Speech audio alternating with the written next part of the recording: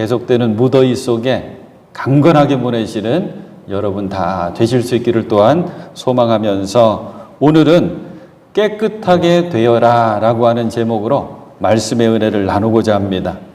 복음서를 보게 되면 예수님께서는 그게 세 가지 사역을 하셨습니다. 그걸 예수님의 3대 사역하고 부르는데 첫 번째는 선포하시는 일, 두 번째는 가르쳐 주시는 일, 그리고 치유, 고쳐주시는 이 사역들을 예수님은 감당하셨죠. 오늘 우리들이 함께 읽은 말씀 가운데도 예수님께서 갈릴리 지역에 다니시면서 선포하시고 가르쳐 주시면서 또한 치유해 주시거든요. 특별히 오늘은 한 나병 환자가 예수님께 나와서 예수님을 만나고 예수님으로부터 치유함을 받는 귀한 은혜의 말씀, 그 내용입니다. 어느 날 한 나병 환자가 예수님께 찾아와서 고쳐주시기를 간청했습니다. 나병 환자 한 사람이 예수께로 와서 그 앞에 무릎을 꿇고 간청하였다. 뭐라고 간청했냐면 선생님께서 하고자 하시면, 아직 예수님을 선생님 랍비하고 부르죠. 선생님께서 하고자 하시면 나를 깨끗하게 해 주실 수 있습니다. 예수님은 이 사람을 불쌍히 여기셨고 그리고 따뜻하게 맞아주시고 그 아픈 자리 손대어 만져주시고 말씀해 주십니다. 그렇게 해주마 깨끗하게 되어라. 곧 그대로 나병이 그에게서 떠나고 그는 깨끗하게 되었다. 이 나병 환자는 치유를 받고 나서 예수님 말씀하셨거든요. 너 아무에게도 말하지 말고 아무 말도 하지 말아라. 먼저 제사장한테 가서 율법을 그대로 따라서 너의 그 깨끗하게 나음받은 몸을 보여주고 율법의 규정에 따라서 하나님께 감사의 제물을 바치고 그 다음에 사람들과 더불어 살아라 말씀해 주셨음에도 불구하고 이 깨끗하게 치유함을 받은 감격에 겨워서 자신에게 일어난 놀라운 이 일들을 사방에 전하게 되죠. 자, 오늘은 우리가 이 말씀을 쭉 듣고 마음속에 새기면서 나에게도 하나님께서 깨끗하게 되어라 말씀해 주시는구나. 이것을 먼저 꼭 기억하셔야 되고 이 말씀을 두 가지 시선으로 한번 살펴보도록 하겠습니다. 먼저는 이 나병 환자의 시선에 우리의 초점을 맞춰서 말씀을 살펴보겠습니다. 이 사람은 어떤 이유인지 불행하게도 나병이라고 하는 당시에 가장 힘든 질병을 얻게 되었습니다. 우리는 나병 환자를 문둥이 하고 부르죠. 문둥병 환자들 그러면 소록도가 먼저 생각나요. 저 전남 고흥 앞바다에 모양은 참 이뻐가지고 작은 사슴 모양이다 그래서 소록도인데 제가 기록을 봤더니 1916년에 소록도에 벌써 나병 환자를 다 모아가지고 뭐 나병 환자 모여 사는 마을이라고 표현하기는 그렇고 집단으로 관리할 수 있는 그런 시설을 벌써 100년 훨씬 전에 만들었더라고요. 제가 경험한 나병 환자들은 제가 목회를 했던 원주 지역에 여러분 계시거든요. 아직도 원주 지역 곳곳에 나병 환자 마을이 있는데 먼저 다 개발이 돼서 아파트 촌들이 됐어요. 근데 이제 만종 지역의 나병 환자들 마을은 아직도 그 모습은 남아있고 제가 목회를 막 시작했을 때 그때 거기에서 여러 가지 일들 하시며 사셨는데 해가 가면 갈수록 여러 가지 과정을 거쳐서 그분들은 이제 다 떠나갔습니다. 모습만 남아있고 아마 얼마가 지나지 않으면 그쪽도 아마 개발이 될 것 같아요. 아무튼 원주 지역에서는 이런 말이 있습니다. 이분들이 일반적인 직장 생활을 하실 수가 없으니까 대부분 다 양계업을 하셨어요. 닭을 키우고 또 달걀을 생산해서 내다 팔고. 그런데 원주에 오랫도록 사시는 분들은 다 그 말씀하셔요. 아무리 대기업에서 또 다른 농장에서 닭을 키우고 그리고 달걀을 생산을 해도 이분들이 생산하는 달걀만큼은 안 된다는 거예요. 얼마나 정성스럽게 열심히 양계업을 하셨는지 원주 지역의 분들은 이분들의 닭과 이분들이 생산해내는 달걀로 생활을 하는 거예요. 그런데 저는 이 나병 환자 그러면 가장 먼저 생각되는 궁금증이 이 전염이 되나 안 되나. 그래서 오늘은 조금 살펴보고 제가 기록을 해놨거든요. 요즘은 나병 그렇게 부르지 않죠. 한센병, 이 나병의 원인이 되는 나균이라고 하는 것을 발견한 분이 한센이라고 하는 박사거든요. 그래서 한센병하고 부르는데 이런 기록이 있더라고요. 이 나균의 전염력은 매우 낮으며 전염이 안 되는 건 아닌데 전염력이 그렇게 높은 수준이 아닌가 봐요. 매우 낮으며 가족 내의 장기간의 긴밀한 접촉으로 인해 전파되는 것으로 알려졌으나 정확한 감염 경로는 아직 밝혀지지 않았으며 상기도가 이 코 입인가요? 이 호흡기 쪽으로 또 상처가 있는 피부를 통해 나병균이 침입하는 것으로 추측되고 있다. 근데 이 기록 가운데 이렇구나 하면서 알게 된 거. 이거 유전병이 또 아니에요. 이건 절대 유전되는 병이 아니라고 하는 그런 기록도 있더라고요. 아무튼 나병이라고 성경에는 기록된 이 질병을 앓은 이 사람은 모진 고통 속의 삶을 살아야 되는데 당시의 나병은 3가지 고통을 다 짊어져야 돼요. 첫 번째는 뭐냐면 글자 그대로 육체적인 고통입니다. 나병이 무서운 것은 이 말초신경부터 이 나균이 침입하면 감각이 무뎌지다가 없어지거든요. 그러니까 손가락 끝이 떨어져 나가도 아픈 줄을 모른대요. 코끝이 떨어져 나가도 아픈 줄 모르고 나균이 깊어지면 막 피부가 짓물러지잖아요. 이게 모양이 이그러지고 뭉개져도 아픈 줄을 모른대요. 육체적인 고통, 이 사람 많이 그 고통 속에 괴로움을 당하고 있고, 두 번째는 이 나병이기 때문에 당시에 율법 규정에 따라서 가족들을 떠나야만 돼요. 성 안에서 공동체로 함께 살아갈 수가 없고 성 밖으로 쫓겨나가서 나병 환자들과 함께 사는 거예요. 그러니까 자연스럽게 거절을 당했지요. 또 고립됐지요. 그리고 끊어져 버렸지요. 마음의 심한 고통 중에 있는 겁니다. 세 번째 고통은 당시의 나병 환자들은 부정한 죄인 취급을 당했습니다. 그래서 영적인 고통도 함께 겪고 있는 거죠. 몸이 지금 아프니까 육체적인 고통, 마음이 심히 상해 있으니까 마음의 고통, 그리고 신앙 안에서 영적인 고통도 당하고 있는 거죠. 이 3가지 고통 속에서 신음하던 어느 날 이 사람에게 예수님이 가까이 오셨다고 하는 소식이 들린 거예요. 그래서 치유를 받기 위해서 예수님을 찾아갑니다. 우리가 함께 읽은 말씀 가운데는 너무 건조하게 기록되어 있죠. 나병 환자 한 사람이 예수께로 와서 그 앞에 무릎을 꿇고 간청하였다. 밋밋하죠? 그런데 이 모습은 사실은 목숨을 내건 모험이었습니다. 왜 그러냐면 율법에 따르면 이 나병 환자는 마을 밖에, 성 밖에 고립되어서 떨어져 있어서 살아야 되죠. 그런데 이 사람도 활동을 해야 되니까 이렇게 다니다가 멀쩡한 사람들이 저 맞은편에서 오면 멀리 피해야 되고, 피할 수 없는 길이라면 등을 돌리고 겉옷으로 얼굴을 가리고 스스로, 나병 환자 스스로 부정하다 외쳐야만 했습니다. 그러니까 건강한 사람들 나 나병 환자니까 나한테 가까이 오지 마시오.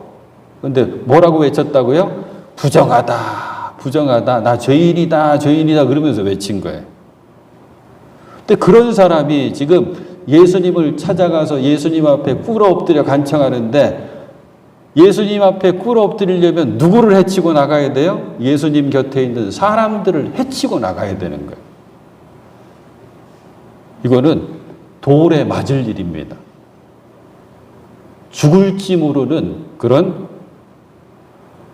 위험이고 모험이었습니다. 무릅쓰고 한다는 표현이 있죠. 무릅쓰고. 그러니까 죽기를 각오하고 죽음을 무릅쓰고 예수님 앞에 나간 겁니다. 그리고 예수님 앞에 엎드려서 한 고백, 선생님께서 하고자 하시면, 저 여기 한 글자 더 넣었으면 좋겠어요. 선생님께서 하고자만 하시면 나를 깨끗하게 해주실 수 있습니다. 여기도 표현이 하나만 더 들어갔으면 좋겠어요. 나를 깨끗하게 해주실 줄 나는 믿습니다. 그래요. 아주 귀한 믿음의 고백인데 사실은 이 믿음의 고백보다 더 먼저인 것이 믿음의 행동인 거죠. 믿음이 없으면 죽음 무릅쓰고 죽기를 각오하고 예수님 앞에 나갈 수가 없었던 거거든요. 이 나병 환자의 모습을 보면서 우리들 마음속에도 새겨 넣었으면 좋겠습니다. 그래, 내가 주님 앞에 나가야지. 날마다 때마다 내가 주님 앞에 나가야지. 나 주님 앞에 나갑니다라고 하는 고백을 하며 살아갈 수 있는 우리 모두가 될 수 있기를 간절히 소망해 봅니다. 하나님께서 우리에게 주시는 은혜가 많지요. 모든 것이 은혜라고 우리는 표현하죠. 근데 딱 나눠보면 두 종류가 있습니다. 하나는 구하지 않는데도 주시는 은혜가 있어요. 근데 사실 구하지 않는데 주시는 은혜가 더 놀랍고 큰 경우도 있거든요. 이런 겁니다. 우리가 매일 새벽에 일어나면 하나님, 오늘도 저 동쪽에서부터 해가 탁 떠서 하루 종일 비치다가 서쪽으로 질 줄로 믿습니다 하면서 해가 뜨든가요? 그건 구하지 않아도 날마다 하루 24시간이라고 하는 시간을 우리에게 다 주시는 거거든요. 우리가 때마다 구하지 않아도 우리의 심장은 계속해서 뛰고 있습니다.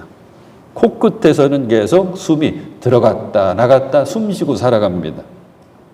그런데 한편 믿음으로 구하여야 주시는 은혜들이 있거든요. 십자가와 부활을 믿지 않고서는 구원의 은혜가 없습니다. 고쳐주실 것을 믿지 않고서는 어떤 치유도 허락해 주시지 않죠. 변화시켜 주실 것을 믿지 않고 구하지 않으면 결단코 새롭게 하시는 역사를 경험할 수가 없습니다. 구하지 않아도 늘 주시는 은혜도 너무나도 귀하고 소중하지만 거기에 우리는 꼭 더하기를 해야 되는 거예요. 구하여야 주시는 은혜도 꼭 우리가 받고 누려야 됩니다. 그런 거잖아요. 우리가 심장만 계속해서 뛰고 있다고, 계속 우리가 호흡이 코끝에 달려있다고 사는 것은 아니거든요. 우리의 삶이, 우리의 생활이 온전해지려면 구할 때 주시는 은혜도 반드시 필요합니다. 우리는 매 주일마다 저 앞에 새겨져 있는 큰 고백을 바라보면서 예배드리죠. 오직 은혜로. 오직 은혜로랑 쌍둥이로 항상 붙어야 되는 게 뭐냐면 오직 믿음으로.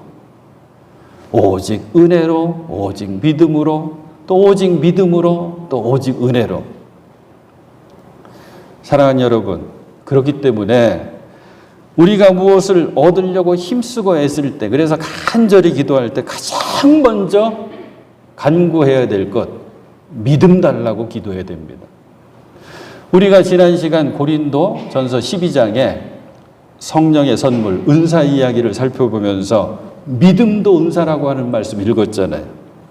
가장 먼저 믿음을 구하고 주님 주시는 믿음을 우리가 붙들고 살아야 됩니다. 그래야지 은혜가 계속 이어지는 거죠. 예수님의 위대한 약속의 말씀이 있죠. 너희가 기도할 때 무엇이든지 믿고 구하는 것은 다 받으리라. 너희가 기도할 때 무엇이든지 믿고 구하는 것은 다 받으리라. 여러분 꼭 그런데 기억하셔야 돼요. 이 믿고 구하는 것이라고 하는 게 아주 놀라운 말씀입니다. 바라는 대로 원하는 대로가 아니에요. 바라는 대로 원하는 대로 이루어지시면 안 되는 게, 한번 비유해 볼게요. 우리 아이들은 다 초콜릿 사탕을 원합니다. 초콜릿 사탕을 바라지요. 하지만 우리는 압니다. 우리 아이에게 필요한 것은 때로 초콜릿 사탕도 필요하지만 더 필요한 것은 비타민이거든요. 우리에게 정말 무엇이 필요한지 가장 잘 아시는 분은 하나님이라고 우리는 믿습니다. 때문에 믿고 구하는 것은 뭐냐면 내가 바라는 대로 원하는 대로가 아니라 하나님께서 나에게 주시기를 원하는 대로 기도하는 거예요. 이 말씀까지 꼭 기억하시길 바랍니다. 이게 믿고 구하는 거거든요. 또 믿음이 필요한 자리는 이 예배의 자리입니다. 예배에 나오실 적마다 우리가 가장 먼저 붙들고 갖고 나와서 주님 앞에 드려야 될 것은 우리의 믿음입니다.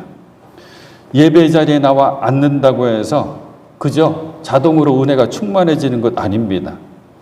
하나님께서 이 예배를 통해서 믿음으로 드리는 이 예배를 통해서 우리의 마음을 채워주시고 변화시켜 주실 것을 믿으면서 나아갈 때 그 믿음의 역사가 나타나는 거거든요. 또 한 가지, 삶의 어려운 고비 때, 삶의 중요한 갈림길에 있어서 때로는 나로서는 극복하기 힘든 어려움의 순간에 반드시 붙들어야 될 게 믿음입니다. 어떤 시련이든지 주님께서 반드시 이겨낼 수 있도록 해주신다고 하는 그 믿음을 가질 때 그 시련을 극복해낼 힘이 생깁니다. 이런 거예요. 외로울 때는 친구가 되어주시는 주님에 대한 믿음 꼭 붙들어야 되고, 병들었을 때는 치유해 주시는 주님에 대한 믿음을 꽉 붙들어야 되고, 실패했을 때에는 다시 일으켜 주시는 주님에 대한 믿음, 그리고 부활이요 생명이신 주님에 대한 믿음이 있어야지 죽음의 두려움을 우리는 이겨낼 수가 있습니다. 이 나병 환자의 이야기를 읽으시면서 또 떠올리시면서 가장 먼저 반드시 붙들어야 될 것, 이 환자, 이 나병 환자의 믿음인 것을 꼭 기억하시길 바랍니다. 자, 이제 초점을 이렇게 옮겨서 예수님께로 한번 맞춰보겠습니다. 믿음으로 나온 이 사람, 예수님이 어떻게 맞이해 주시는가? 말씀 가운데 나오죠. 41절, 예수께서 그를 어떻게 여기시고 불쌍히 여기시고, 이 불쌍히 여기시고가 가장 놀라운 말씀입니다. 이게 우리 한자로는 뭐가 있을까 그러면 측은지심이라고 하는 이 사자성어 소개하면 좋을 것 같아요. 측은지심. 측은지심이 뭔가 하고 제가 찾아봤거든요. 맹자가 이야기하는 건데, 사람이 어떤 어려움을 당하거나 어떤 괴로움을 당하거나 아픔을 당할 때 우리 본성에 그 사람을 안타깝게 여기는 그런 마음이 있다는 거예요. 그래서 뭘로 설명하냐면, 어린아이가 아무것도 모르고 위험한 줄도, 그리고 거기가 큰일 날 줄도 모르고 우물로 이렇게 기어 들어간대요. 그럼 세상에 어떤 사람이든지 쫓아간다는 거예요. 계산 안 하고 생각 안 하고 그냥 쫓아가서 아이를 건져내려고 하는 그 마음이 측은지심이다라고 소개하고 있더라고요. 그래요. 우리에게는 그런 연민의 마음도 있고 그리고 동정하는 마음도 있죠. 근데 찬찬히 보니까 이 불쌍히 여겨주시는 주님의 마음은 이것을 뛰어넘는 거예요. 넘어서는 거예요. 그래서 성경은 이 마음을 뭐라고 표현하냐면 긍휼이라고 표현합니다. 긍휼이 영어로 같이 아파한다, 같이 고통받는다고 하는 컴패션이라고 하는 단어거든요. 놀라운 말씀입니다. 놀라운 말씀. 그러니까 예수님께서는 믿음으로 사람들을 해치고 예수님 당신 앞에 무릎을 딱 꿇고 선생님께서 하고자만 하시면 나를 깨끗하게 해주실 수 있습니다. 나 이 믿음으로 나왔습니다. 라고 하는 이 사람의 간청을 들으시는 순간 컴패션, 긍휼히 여기시는 거예요. 이 나병 환자가 3가지 고통을 한꺼번에 겪고 있다고 그랬죠. 이 고통을 예수님 고스란히 느끼시는 겁니다. 그래서 불쌍히 여기시고, 이 긍휼을 어떻게 설명하면 여러분들이 오래 기억하실까 그러다가 이거저거 책들도 찾아보고 이런저런 말씀도 들어보고 하는 가운데 설교는 아니었는데 어떤 분이 긍휼을 소개하는데 마음에 와닿더라고. 뭘로 소개하냐면 종소리. 종이라고 하는 것은 재료가 쇠지요, 금속이죠.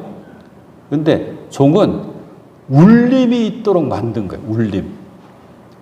그래서 종을 때리면 쇳소리가 아니라 종소리가 나는 이유는 울림 때문이다 그런 거예요. 근데 이 종의 울림이 예수님의 지금 이 마음 긍휼입니다. 나병 환자가 탁 하고 엎드리는 순간 예수님 마음이 울린 거예요. 이 사람이 고통받고 있구나. 믿음 하나 가지고 내 앞에 엎드렸구나. 울림이 있는 거예요. 여러분들 많이 들으실 때마다 참 감동스럽다 하는 노래 하나가 있는데 그게 뭐냐면 여러분이라고 하는 그 윤복희 권사님 그 노래 아주 예전 노래지만 가끔씩 우리가 방송을 통해서 듣게 되죠. 이 가사가 똑같습니다. 이 노래를 들으면서 우리가 왜 감동을 받냐면 꼭 우리 곁에서 우리의 마음을 다 헤아려 하시고 울림 가운데 이 긍휼하심 가운데 우리에게 말씀해 주시는 주님의 말씀 같거든요. 이렇잖아요. 네가 만약 서러울 때면 내가 너의 눈물이 되리. 너 서럽구나. 내가 너 마음과 형편 다 안다. 나도 같이 운다. 너의 눈물이 되리. 어두운 밤 험한 길 걸을 때 내가 너의 등불이 되리. 너 이 어두운 밤 험한 길 자꾸 걸어가는데 잘못하면 위험하다. 넘어진다. 쓰러진다. 걸린다. 그래 내가 너의 등불이 돼줄게. 허전하고 쓸쓸할 때 내가 너의 벗이 되리라. 나는 너의 영원한 형제야. 나는 너의 친구야. 나는 너의 영원한 노래야. 그러면서 마지막에 어떻게 돼요? 나는 할 때 이렇게 인상을 좀 찌푸려야 돼요. 그러면서 나는 너의 기쁨이야. 이 들을 때마다 주님의 마음을 잘 헤아려서 이 노랫말을 지었구나. 그도 그럴 것이 이 윤복희 권사님이 가장 어렵고 힘들 때 주님의 은혜를 경험하면서 이 노랫말 지었다 그러잖아요. 그 경험한 주님의 은혜가 울림, 주님의 긍휼하심이거든요. 긍휼하신 주님은 여러분들이 괴로워할 때 그 괴로움을 우리 주님께서 당신의 괴로움으로 삼으십니다. 우리가 서러울 때 우리의 서러움은 주님의 서러움이 되고 우리의 허전함과 쓸쓸함이 그대로 주님의 것이 되는 거거든요. 이게 바로 예수님의 마음, 긍휼하신 마음이었습니다. 불쌍히 여기시는 마음이었습니다. 그런데 더 감사한 것은 이 마음으로 끝나는 것이 아니에요. 긍휼히 여기시니라 이 긍휼의 마음으로 불쌍히 여기시는 이 마음으로 끝난 것이 아니라 손을 내밀어 그 상처를 만져주십니다. 말씀을 볼까요? 불쌍히 여기시고 손을 내밀어 그에게 대시고 말씀하셨다. 말씀드렸잖아요. 나병이라고 하는 질병은 만지면 안 된다니까요. 환자 본인도 나 부정하다 어쩌다가라도 접촉하지 않도록 피해야 되지만 멀쩡한 사람들도 가족일지라도 나병 환자를 만지면 안 돼요. 근데 예수님은 만져주십니다. 예수님의 터치죠. 지금 예수님에게 있어서 중요한 건 이 한 가지입니다. 저 사람 믿음으로 내게 나왔구나. 그래서 그 질병이 어떤지 물어보지 않으십니다. 어느 정도 심각한지 물어보지 않으십니다. 내가 이거 만져도 될지 안 해도 될지를 따지지 않으십니다. 거절하지 않으시는 거죠. 사람들은 언제 힘드냐면 거절당할 때거든요. 근데 예수님은 거절하지 않으시고 만져주십니다. 이제 예수님은 어떤 이유로도 어떤 이름으로도 어떤 율법으로도 이 사람을 사랑으로 긍휼로 만지는 걸 막아설 게 없는 거거든요. 말씀 뒤에 우리 407장 찬송 부를 거거든요. 3절과 4절의 가사가 이렇습니다. 뼈아픈 눈물을 흘릴 때와 쓰라린 마음으로 탄식할 때 지금 마음이 아픈 거죠. 아픈 겁니다. 주께서 그때도 같이 하사 언제나 나를 생각하시네. 긍휼하심으로 생각해 주시는 거죠. 내 몸의 약함을 아시는 주 못 고칠 질병이 아주 없네. 우리의 육신의 질병을 우리를 힘들게 할 때가 너무나도 많이 있습니다. 그 괴로운 날이나 기쁜 때나 언제나 나와 함께 하시네. 사람들은요, 어떤 사람들을 맞이해 주기 전에 먼저 판단하고 평가하거든요. 경력을 봅니다. 지위를 봅니다. 그리고 겉사람의 모습을 보죠. 드라마 대사 있던데요. 왜 당신은 그렇게 좋은 옷, 좋은 차, 이렇게 막 부자가 되려고 몸부림치냐고. 그러니까 대답하는 거. 왜 사람들이 좋은 옷, 좋은 차, 좋은 집에 살려고 애쓰는지 알아? 나 편하라고 그러는 것 같아? 나 좋아서 그러는 것 같아? 사람들 보라고 그러는 거야. 예수님은 우리를 무조건 받아주십니다. 그런데 아니, 무조건은 아니에요. 예수님과 우리 사이를 가로막는 장애물이 하나 딱 있다면 그것은 우리의 믿음 없음입니다. 불신앙입니다. 그것만 아니고 믿음으로 주님께 나가기만 하면 주님 결단코 거절, 이유 달지 않으시고 우리를 맞아주시고 만져주시고 말씀해 주십니다. 깨끗하게 되어라. 사랑하는 여러분, 이 한 가지만 꼭 기억하십시오. 주님, 나 믿음으로 주님 앞에만 나가겠습니다. 우리 매포 가족들 가운데 육신의 질병 때문에 힘들어하는 분 많이 계시잖아요. 심령의 아픔 때문에 괴로워하는 분들 많이 계시죠. 꼭 기억하셔야 됩니다. 믿음으로만 나가면 주님께서 우리를 품어주십니다. 멀리하지 않으시고 거절하지 않으시고 모른다 하지 않으시고 그 옛날 갈릴리에서 이 나병 환자, 믿음으로 나온 나병 환자에게 주신 그 말씀, 깨끗하게 되어라. 이 말씀을 저도 듣고 사랑하는 여러분들이 다 들으실 수 있기를 간절히 소망합니다. 이 주님의 귀한 은혜 속에 믿음 가운데 늘 승리하시는 사랑하는 여러분들 다 되실 수 있기를 다시 한번 주님의 이름으로 축원해 드립니다.